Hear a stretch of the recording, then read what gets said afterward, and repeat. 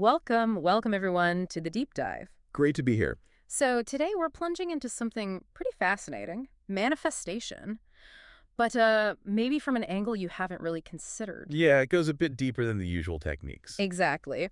Our mission here is to sort of unpack how this really common habit we all have, judgment, could actually be the biggest thing blocking you from getting what you desire. Mm-hmm. And we're drawing from this really insightful piece called Judgment, the Manifestation Blocker. It's actually an excerpt from a book, The Easiest Way to Riches, Pattern Interrupt. A powerful little piece. It really is. It introduces this concept that might just shift things for you. So, okay, let's dive in. Let's do it. Right, so many of us, we're into manifestation. We do the scripting, the journaling. Affirmations, trying to keep that vibe high. All of it. We know the theory, we put in the work. But have you ever done all that, like, religiously and still felt stuck? Oh, definitely. Like there's this invisible wall or something. Yeah. Yes, exactly. And this source material we're looking at, it offers a surprisingly direct answer. It basically says, look, if you do all your morning rituals, but then you step outside and you're instantly, silently judging someone. Their clothes, maybe their car, how they're living. Right. Any of it. Then your main energy, your dominant vibration, it's actually not abundance. It's something else. It pulls you right out of that state you were trying to cultivate. So for someone doing all the right things, how can this quiet, almost unconscious habit, how can it sabotage everything? Well, what's really fascinating here is how this piece connects judgment straight to fear. A fear. Okay. Yeah, the author literally calls judgment fear wearing a mask of superiority. Just like let that sink in. Wow. Fear wearing a mask of superiority. Exactly. And the source argues that fear, well, it always tanks your frequency. Always. Lowers your vibration. Wow. Think of your energy like, I don't know, Wi-Fi signal. High frequency, strong signal, clear connection to what you want. Makes sense. But judgment, because it stems from fear, it's like massive interference. It just scrambles that signal, pulls your energy way down. Okay. It creates this vibration of resistance, separation, and ultimately lack. So you're broadcasting lack even while trying to attract abundance? Precisely. It's like trying to, fill a bucket that's got holes in it. Judgment creates those energetic holes. It makes that true alignment almost impossible. That's quite a stark way to put it.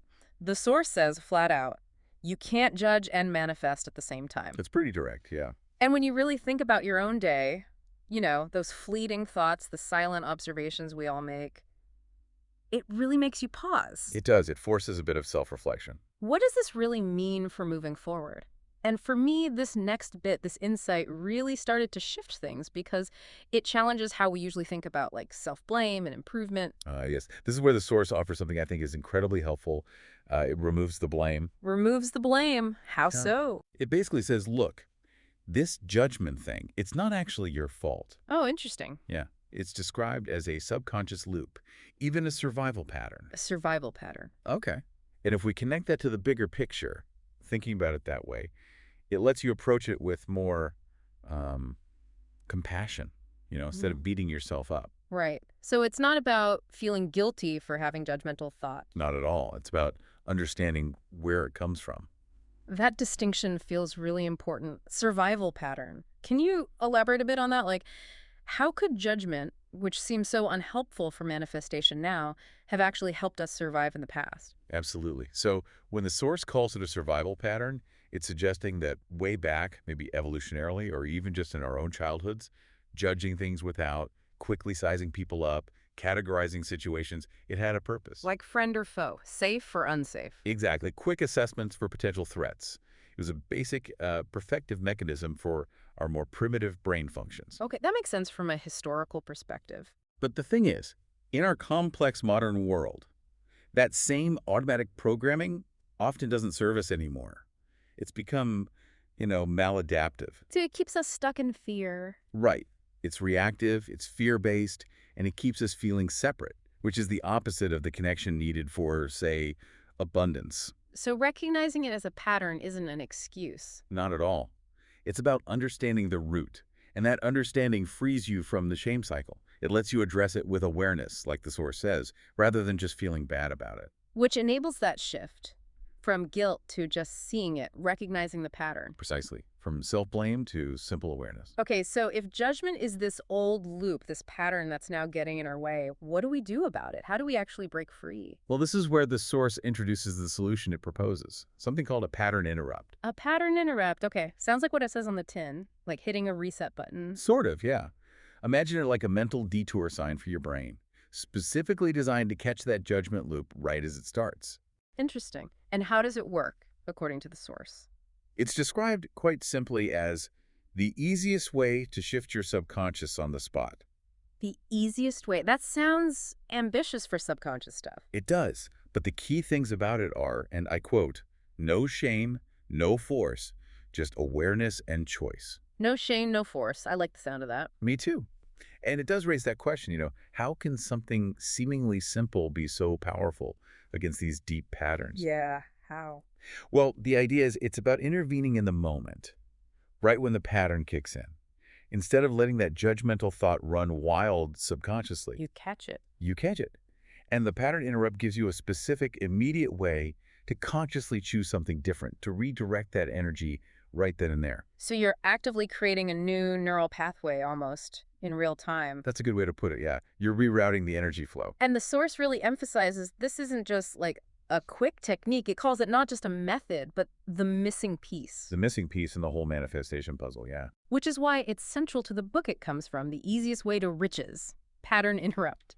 It's right there in the title. Makes sense if it's positioned as that fundamental.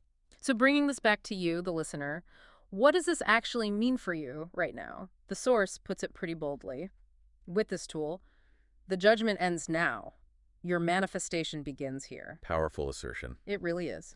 So wrapping up our deep dive today, we've really unpacked this often overlooked link between judgment and manifesting. Yeah, how that silent judgment isn't so silent energetically.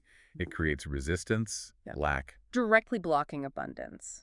And realizing it often comes from this old fear-based survival pattern, which helps take the sting out of it a bit. Removes that self-blame, allows for awareness. Exactly. And crucially, we've been introduced to this idea, this tool, the pattern interrupts, as a tangible way to actually shift that loop. A compassionate way, focused on awareness and choice, not force. Moving from just reacting based on old programming to making a conscious choice in the moment is quite a shift in perspective. It is. And maybe a final thought to leave you with, building on all this, just take a moment and consider what could genuinely open up in your life if you could consistently operate from that place where judgment isn't your go-to frequency anymore, where that energetic signal is just clear and strong. Yeah. How might that really fundamentally change the flow of abundance, of connection, of creativity coming to you? What doors might open that you didn't even realize were kind of stuck shut by that old pattern?